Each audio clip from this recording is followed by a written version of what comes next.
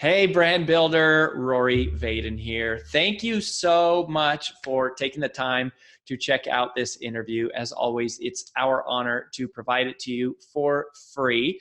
And wanted to let you know there's no big sales pitch or anything coming at the end. However, if you are someone who is looking to build and monetize your personal brand, we would love to talk to you and get to know you a little bit and hear about some of your dreams and visions and share with you a little bit about what we're up to see if we might be a fit. So if you're interested in a free strategy call with someone from our team, we would love to hear from you. You can do that at brandbuildersgroup.com/podcall, brandbuildersgroup.com/podcall. We hope to talk to you soon. Well, it was by special request that I was hunting out a specific man for a specific job to talk about a specific topic that I wanted for you. And that is my friend, Sam Richter. I've known Sam for a lot of years. We've just kind of been casual friends through the speaking profession. He is in the National Speakers Hall of Fame, and he is one of the top rated keynote speakers in the world. And he's a CSP. He's written books. He is when I think of Sam, I think specifically of like a very deep expertise on a topic, sales intelligence. And so I remember seeing him the first time, and it just blew my mind the first time I heard him talk. And I know that he teaches companies how to do this for big, big money. And so I was like, I wonder if we could call it a favor and have him come on the podcast and talk about some of these things. So Sam, welcome to the show. Well, thank you, Rory. And you know, I love what you do. Sales intelligence is really how to find information on other people so you can be relevant. It's basically the modern day version of Dale Carnegie. You know, Carnegie said the sweetest sound in English language is the sound of someone's name. And I believe with all the information that we have access to at our fingertips, the sweetest sound in the English language is the sound of someone's name based on what they care about. Well, the flip side of sales intelligence, or I guess another way of saying it, is ethically spying on people and ethically using it to help them. Well, the flip side of that is personal branding. It's assuming people are spying on you. And as you know better than most, everybody's spying on us. And I'm not just talking like the government or anything like that. I'm talking about prospective employees, current employees, certainly prospective customers, bankers, funders. They're all spying on us or searching us. How do you control what they find? And that's what you speak about. So, our messages are incredibly complementary to each other.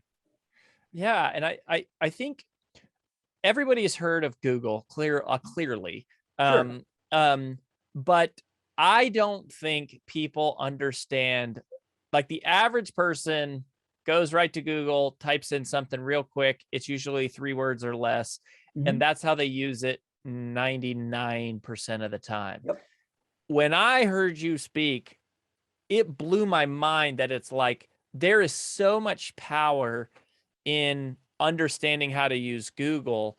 And as a personal brand, there's all these things that we need to find, right? Like we want to find potential events we could speak at. We want to find potential podcasts we could be on. We need to find literary agents or publishers, or we need to sign a virtual assistant or a graphic designer or video editor, or, on and on and on. And I think we're underutilizing, Google specifically. And I guess that's primarily the tool we're talking about here, right? Is advanced Google searches.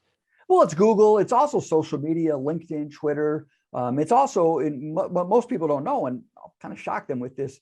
Google actually gets to a very small percentage of the free and publicly accessible internet.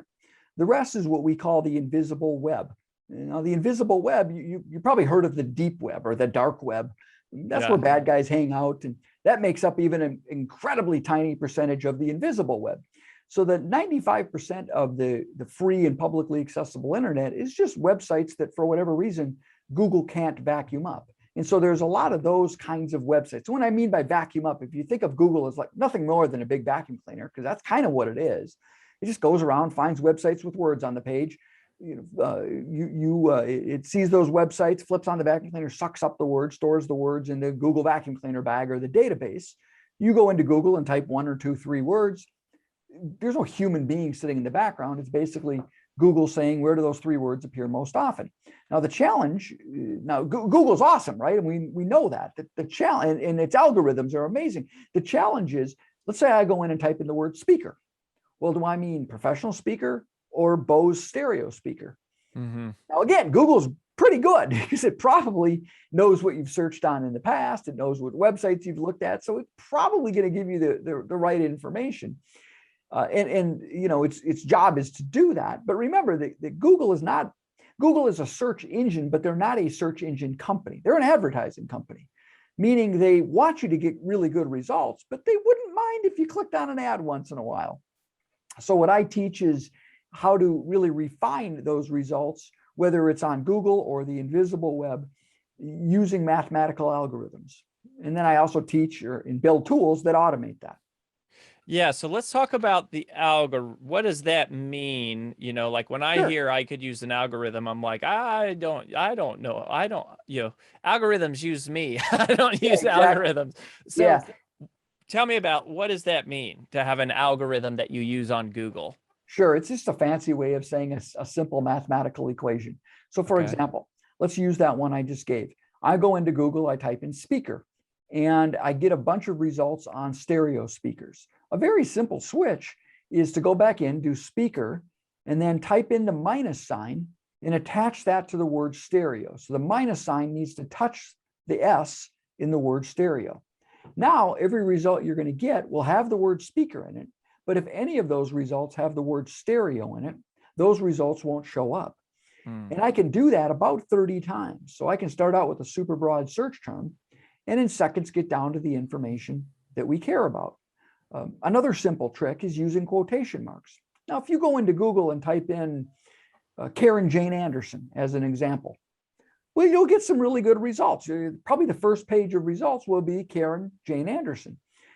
But you'll also get close to 1 million results because you're also going to get every website that has the word Karen, has the word Jane, and has the word Anderson. So if there's a web page that has Karen Johnson, Jane Smith, Phil Anderson on the same web page, you're going to get that result. A simple thing like using quotation marks, when you put a word, a job title, name of a person, name of a company, or even a phrase like digital reputation management, or a phrase like personal branding, if you put that in quotation marks, you'll treat the words within quotation marks as a single entity. So those two tricks alone, the minus sign and quotation marks, will probably save you an hour a day. Oh, and by the way, it not only works in Google, those techniques will work in social media. They'll work when you're searching your email. You know, how many times have you gone in your email? Oh, where's that email I sent to Rory? Where is it?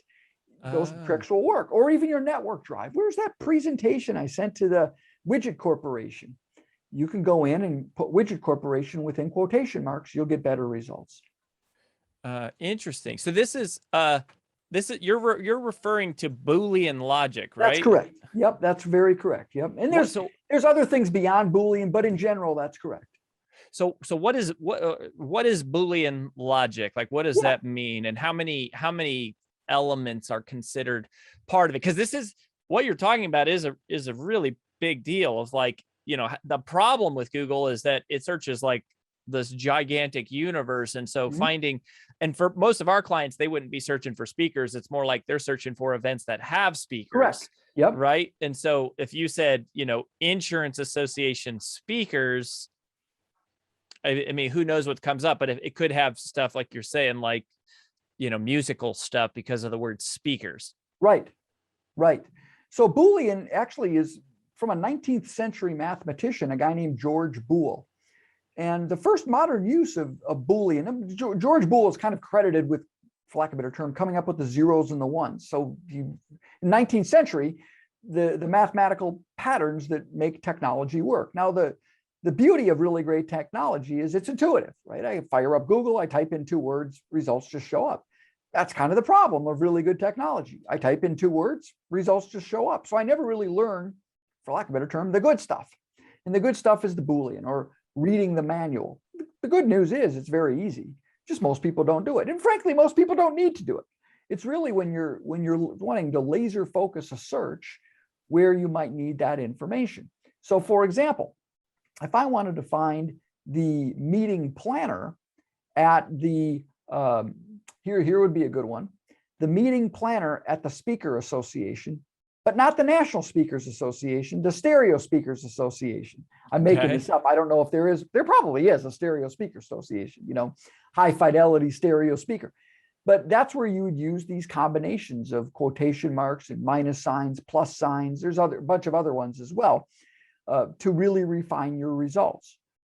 Again, you're going to do just fine typing words into Google. It's really more when you want to, hey, I really want to laser focus my results into something specific where you need these techniques. Okay. And so is it primarily like, are the big ones quotation signs, plus signs, and minus signs? Yes, there's lots of others if we want to get really technical. So for example, if you think of how people save a Word document on their computer, well, most people use fairly logical titles for their document. So for example, if I was saving a document, I might call that document a Widget Corporation Proposal. Well, you can actually limit your search to just titles of web pages, just like you might do when you're searching for a Word document. The nice thing about web pages is they're usually titled something that's very logical, because that's how you get higher up in search engines. And so, for example, you can use a Boolean term called in title, INTITLE, and then the colon, those two dots, in title. So for our listeners, let's say I wanted to find a list of associations in the medical industry. Okay. Right? I could go into Google and type in medical association, and I'll get some good results. I'll also get a bunch of junk. Or I can say in title medical, in title association, meaning the only results that are allowed to appear are results with the word medical as part of the title of the document, or and association as the title of the document. Now I can also use quotation marks. So that exact phrase has to be in the title. So in title colon medical association, put medical association within quotation marks, and it will pull up that exact result, that exact phrase, medical association, as the title of the document. And can you also search by, can you search Google? This was one of the things that I remember was you can search for file types. Yes. What are all the file types that you can search into Google, and how do you find them? And by the way, when you say invisible web, is this like, these are things that people store on the internet, but are not things that you would get to by like going to their website and clicking through their menu, or is invisible web? Well, I guess there's two definitions that I use for the invisible web. The first definition are websites that for whatever reason, Google can't vacuum up. I'll give you an example. There are many websites that you have to create a login to access. Facebook as an example. So Facebook, you can access some Facebook pages via Google, but in general, you have to have a free Facebook username and password. Well, Google can't create a username and password. And frankly, if you could find everything you wanted via Google search, well, there'd be no reason to have a Facebook account, right? So that would be an example. It's the free and publicly accessible internet, but you have to have a username and password to get in it. Now, once you're in it, many times, Facebook unfortunately is not one of them, but many times you can use the same Boolean techniques to search once you're inside that website. So again, Facebook as an example, if we think of every picture, every post as a page on the internet, well, I don't know the number, but it would have to be trillions of pages that are on the invisible web. So you couldn't access those via Google. You'd have to log in to access those. Now that's one definition of the invisible web. The other definition is, I'll just give you, is my personal definition. Anything past page 2 on Google search result is invisible, meaning no one's ever going to find it, which is where you come in really on reputation, right? And personal branding is to make sure that you show up number one. That's why people should be getting interviewed, should be, doing speeches. So they show up high up in Google search results, because if you're on page 2 or 3 on Google search results, it may as well be in the invisible web because no one's going to find you. Sure. Getting back to your question as it relates to documents. Well, there are trillions of documents that people post online, right? It could be Excel spreadsheets or PowerPoints. And you can find those by using what's called a file type colon search in Google. So file type colon PPT or file type :PPTX will find PowerPoint documents. Now, why do we care? Because I could go in and type in Rory Vaden within quotation marks, file type :PPT or file type :PPTX. And if there's any PowerPoints that have ever been posted out there about you or featuring you, they'll show up, including that one time where you were cornered, right? You were sitting there after you gave your speech, standing ovation. Someone in the back said, "This was awesome. Can we get a copy of the slides?" And the event planner stood up and says, "Yes, we'll be posting his slides online on our super duper James Bond, CIA, NSA protected website," which of course wasn't protected at all because we can find it. So that's where you can find those kinds of documents. Well, and some of that's like, the other time where I think about using this is like, to your words, sales intelligence. So yes. There's one part of it is, how do I find a list of people to contact that would be hyper relevant to what I do, to where there's such, they're going to know me or a lot of the people I know, etc. The other thing is, maybe I get a lead to be at like a hold on an event to go speak at, and I get a meeting with them, and I want to go, how can I customize my presentation, either my sales presentation or my actual presentation to prepare? And so you can find, all sorts of internal PowerPoints and meeting notes and stuff like that. Absolutely. And that level of customization is really what's going to differentiate you from your competition, from those who go out, as I like to say, they wing it. Or they, and Rory, you and I both seen this before, where the speaker gets up and, hey, it's so great to be a part of, and there's a pause, they look down, the financial industry, because yesterday they did the exact same speech for the automotive industry, and the day before that, the medical device industry. So that level of customization is so important. A couple of quote unquote invisible websites, and they're invisible because Google doesn't know they exist, because I created them and I don't let Google know they exist. One is a news search engine called yougotthenews.com. That's YOUGOTTHENEWS, yougotthenews.com, which will pull up not only Google search results, but it will pull up local newspapers, trade journals, industry journals. So for example, when I did a You Got the News search on you, Rory, well, I clicked on the regular news, which would be Google News. I think about, if I recall, maybe 12 articles showed up. But when I clicked on the More News button, now that features, again, local newspapers, trade journals, industry articles, thousands of articles showed up. And there's also a tab on there for press releases, social media posts, blog posts. Again, for preparing for, whether it's preparing for a sales call or customizing your presentation, use something like You Got the News 5 minutes before the meeting. Frankly, 5 minutes before you step on stage, you're going to massively impress. The number of times where I've done that 5 minutes before I go on stage, and I get up and the first words out of my mouth are, instead of saying, "Hey, thank you, St. Louis," it's, "Hey, congratulations. Many of you might not even know, but your company just won Fortune Best Places to Work," or something like that.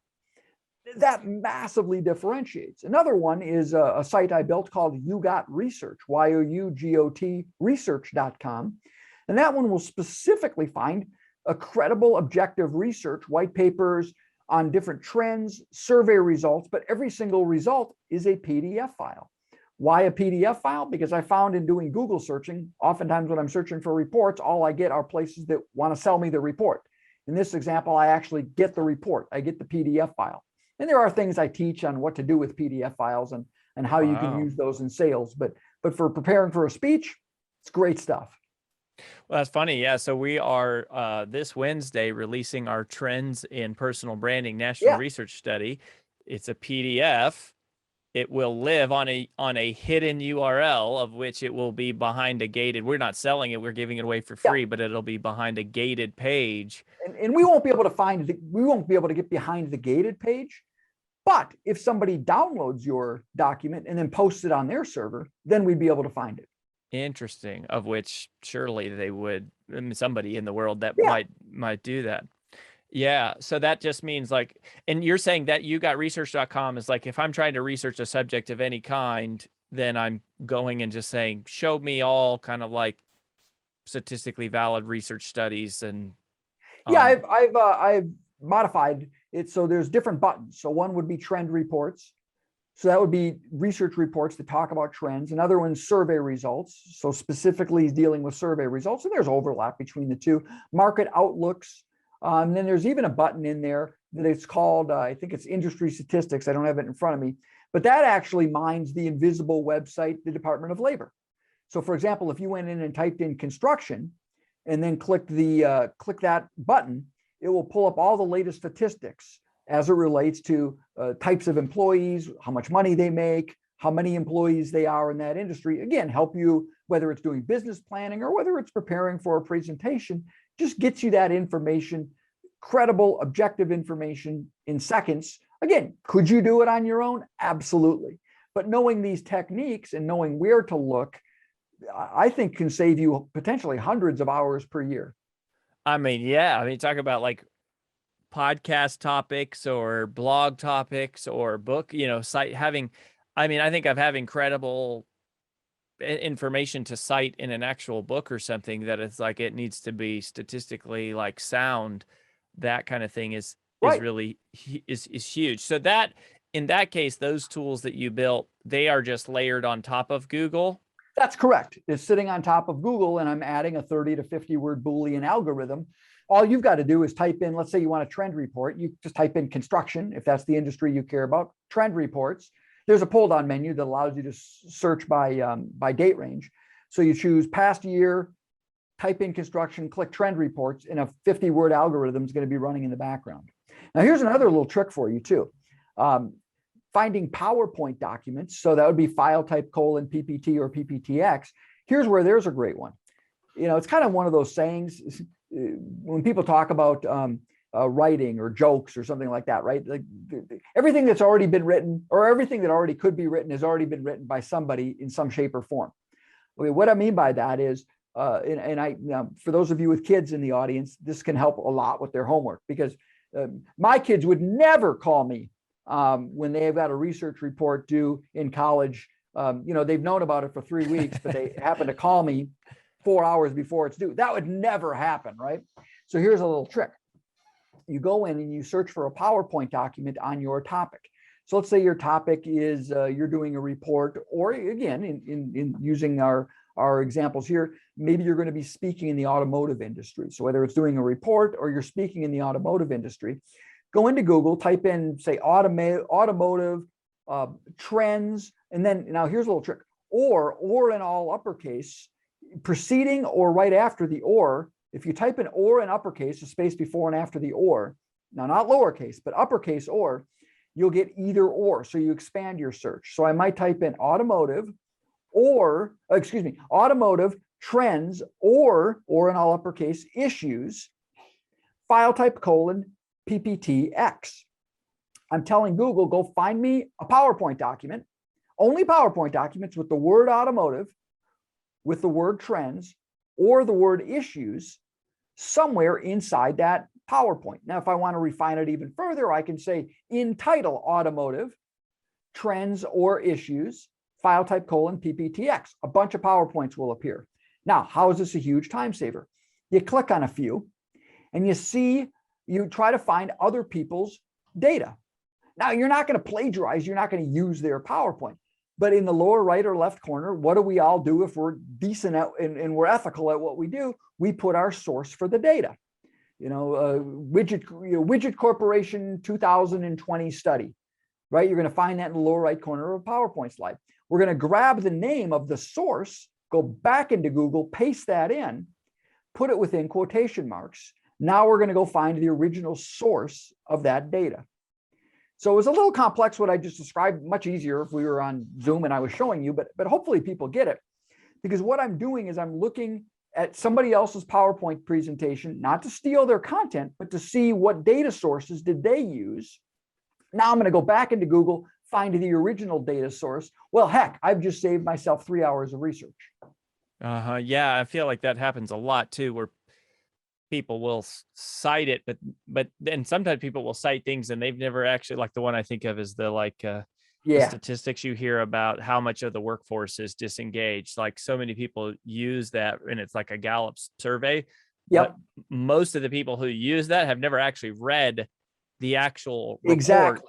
And being able to kind of like add the context and see the full report is super powerful. And on the topic of reports, I guess if you're looking at PDFs, you could also pull up people's annual reports. Now, if they're public companies, they're available anyways. But even if you're certain private companies might have versions of their annual reports posted online. Oh, absolutely. So, file type :PDF or file type :DOC or DOCX would be Word documents.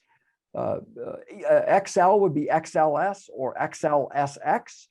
So what kind of Excel spreadsheets are out there? Well, everything from budgets to member lists, attendee lists, all sorts of different types. And really it's, it's kind of a science and an art. So the science is the plus, the minus, the quotes, the file type, the in titles. There's a bunch more as well. And the art is kind of knowing when to use it. So you just try different things until something shows up that you like.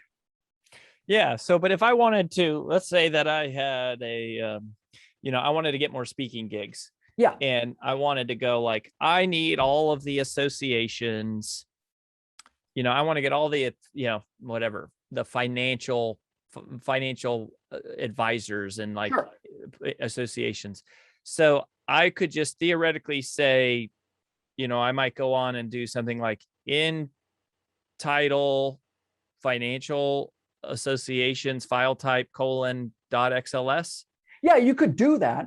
But what I would also recommend is a phrase I like to use is think like the author. So if I wanted to find a list of associations that paid speakers, and I was creating that list. So if I'm the author of that list, what words would I put in there? Now, the obvious ones would be, well, association, lists. No, here's kind of a backdoor way of doing it. So Rory, let's say I want to find a list of more places, more associations that would hire Rory Vaden.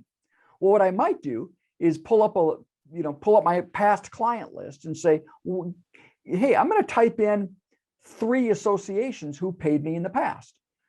The medical association, the automotive association, and the banking association. Put the name of the association in quotes, file type : PDF.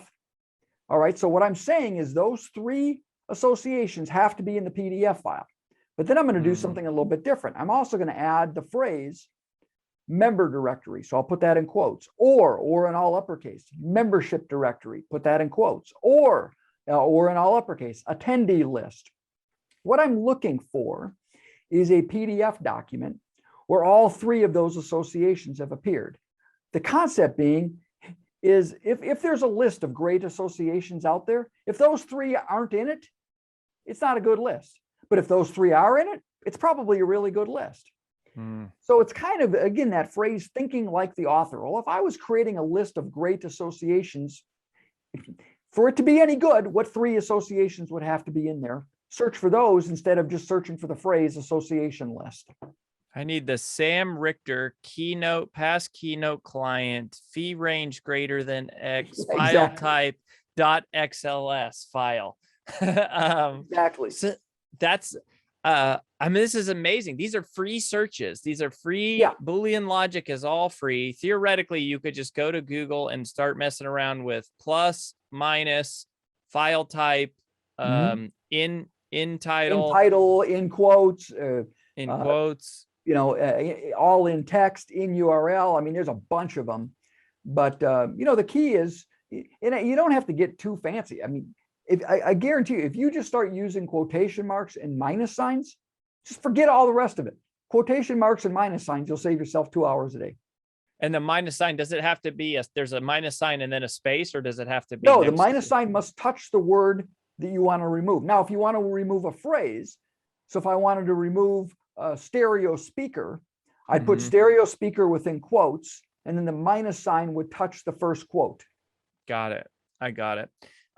The other way that we can do this is you actually have a tool. Well, you also build a bunch of tools. You build them for different industries where you basically take, how does this work? You basically you create your own user interface, because some of your searches will use 30 parts of Boolean logic that are all in this query, but you build a custom graphic user interface where you can just go type stuff in and then it'll run all the searches for you. It's basically as if you were sitting there like personally doing this.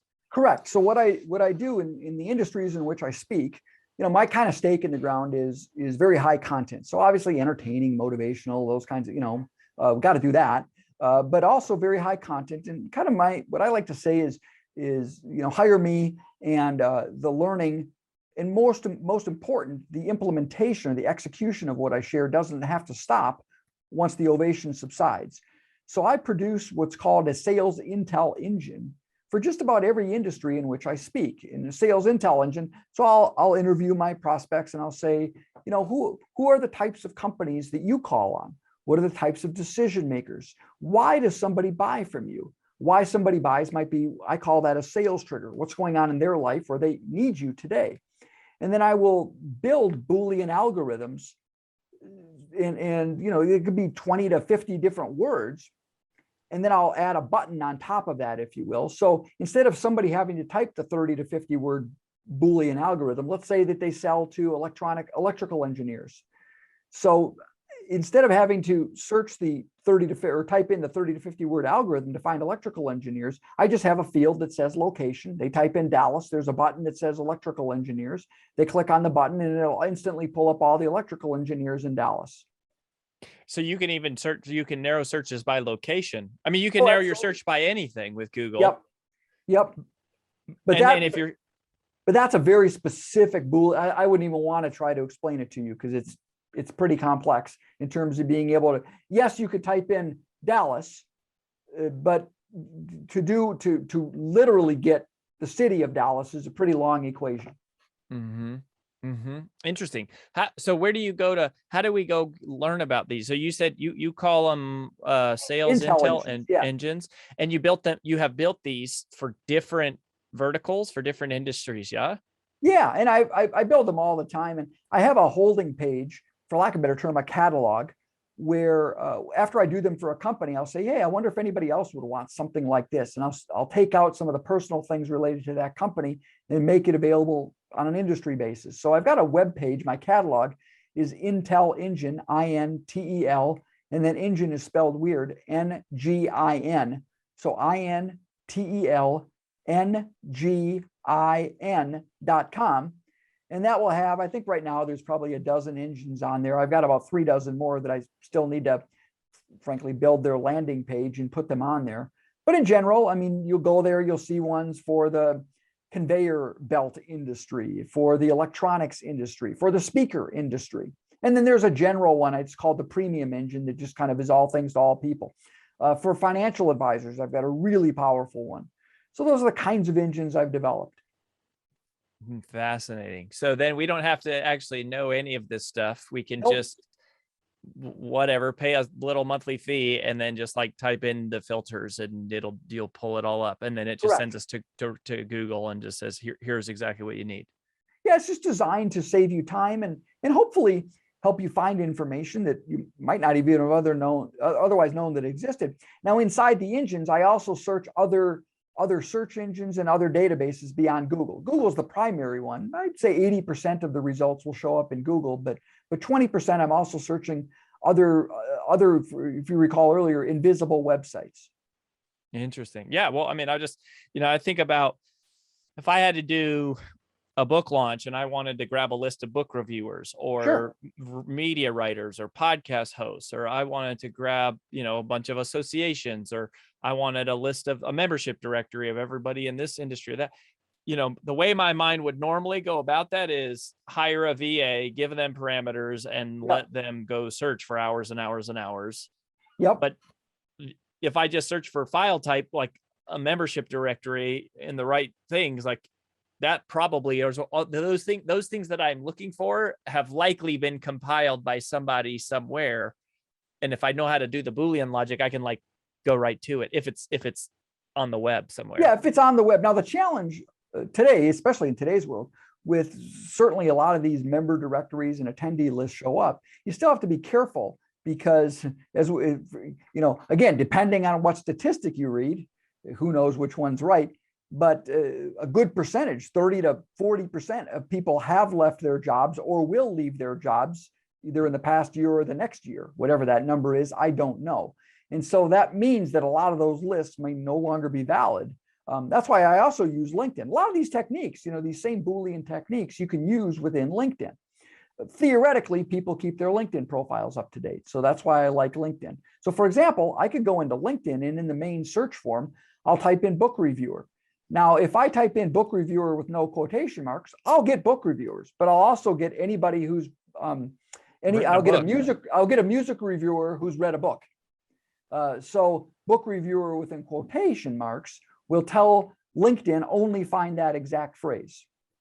Yeah, that's so powerful and simple. So, all right. So Intel Engine, but without the E's and engine, Yep, right? The first correct. So intelengine.com. So that's where you could go to check out one of these. I want to look at the speaker one because I want to use it, and maybe we can do a deal or something with Yeah, for sure. For Brand Builders members. I want to talk to AJ, see maybe we can buy this for all of our members and provide it, because this is pretty powerful stuff. And where else do you want people to go, Sam, or if they want to connect with you and learn more about what you're up to?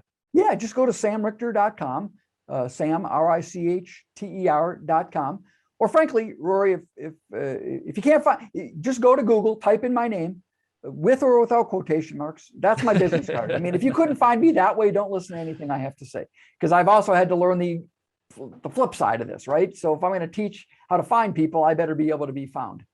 Yeah, absolutely. Well, Sam, so cool, man. I'll always pick up so many tactical tips of oh, so good. And appreciate you being willing to share here. And as always, brother, we wish you the best.